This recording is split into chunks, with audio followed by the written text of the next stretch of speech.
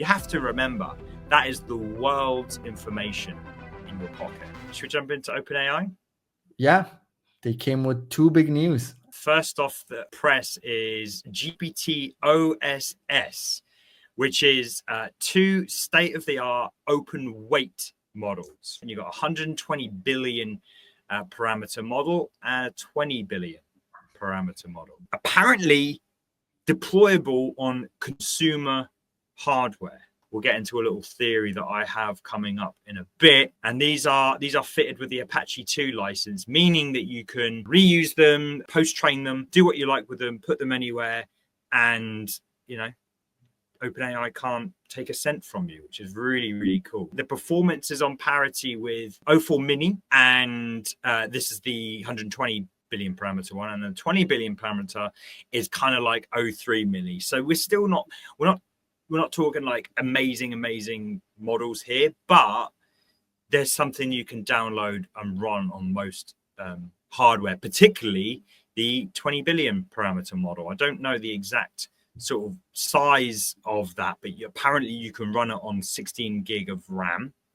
So that's pretty interesting. My theory is that it could be what Apple Intelligence becomes, is my theory. But good for tool use, train of thought reasoning, and health bench as well. Again, thinking about the fact that these can run locally and it performs really well on health bench, meaning hospitals can run this on their, I don't know how deeply ingrained AI is in hospitals, but you imagine a power outage and, you're very reliant on AI systems, or having another perspective with an AI on someone's condition or whatever.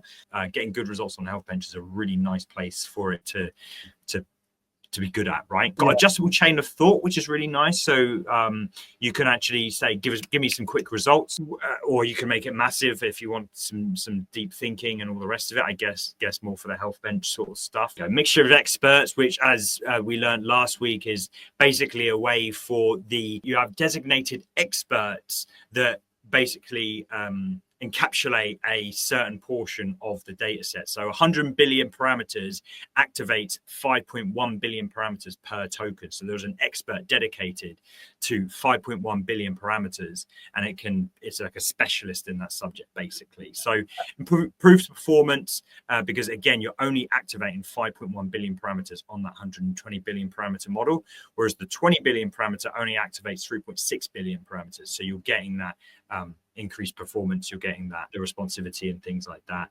It's got 128,000 contexts, which I was doing some research today.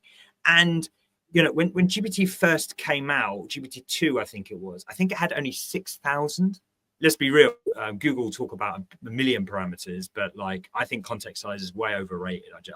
I'm thankful for the 128, basically, which is on a free open source model, or open weight model. And what's really, really interesting is they've actually tuned it in such a way. OpenAI have tried to fine tune it to do malicious things, and is actually really good at not doing those things. Because that's the thing with all this open stuff, is that once you release it out there, it's done. Then you've released it. It's free for the world to do whatever they want with it. Here we go. This is the fine tuning that I told you about. So state-of-the-art approaches for safety training during pre-train. We filtered out certain harmful data-related chemical, biological, radiological, and nuclear data.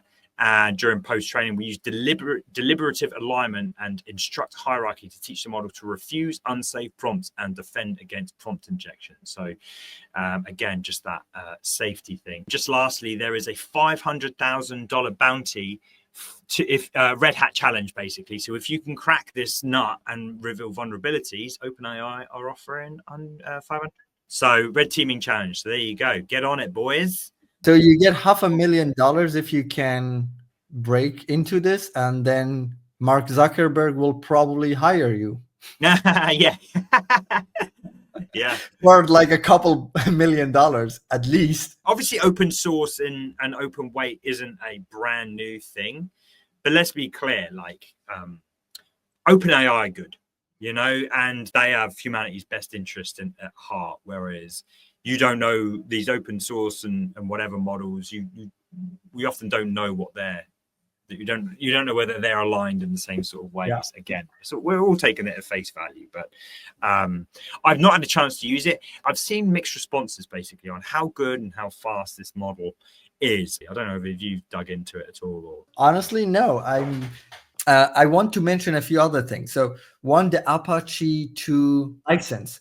So what we are seeing is that OpenAI's new model is more open than what Mark Zuckerberg has been putting out there. I've heard that with Llama, you can use the models up to a set limit of users, I believe. Like after, I might be wrong about this, but after like 1 million users or something like this, you have to pay them or show that it's their model or something like this. Apache 2.0, that sounds great. Just looking at the benchmarks are only good until the next model comes around, and naturally the next model is going to be better. But I think the interesting thing about this model is that it doesn't aim to be the best. It's just interesting to see how comparable it is to some of the other, state-of-the-art models. And you've got the two open weight models here competing quite well. I mean, this is without tools.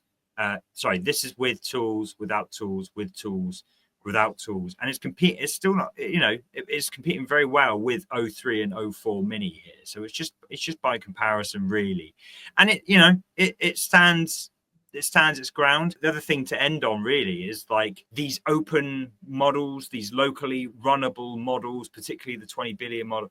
Like I've now downloaded that onto my machine, and I've got it ready to go whenever I need it. And that, you have to remember, that is the world's information in your pocket. Like, I know we've got the internet, but to have it in a system, in a way where you can ask a very specific question about health, about, we talk about health bench and stuff like that. To have that in your pocket is just next generation. And I'd like to know what your thoughts are on this potentially being the foundation for Apple Intelligence. Yeah, it runs on 16 gig, which is exactly what Apple Intelligence is supposed to run on, or they're trying to get it to run on. Obviously, they've had a massive focus in privacy specifically, health as well. I mean, Apple are all about health right now with watches and so forth, and they seem very well aligned with Apple's values and principles, and it's free to use. That sounds great, but when we heard about OpenAI talking about running their model on a hardware piece, like on a smartphone or a laptop, I was actually thinking about something else. I was thinking about not Apple, but Johnny Ive and their own product that we haven't seen and we haven't heard anything about it. 100%. They are like optimizing for that. Yeah, 100%. Yeah, these things need to be offline. They're optimizing for their tool. This is part of a larger conversation on my show, Cmd+AI, which we stream live every single week. We discuss the news and all things related to AI in the world of design and web. Catch us next week and join in the banter.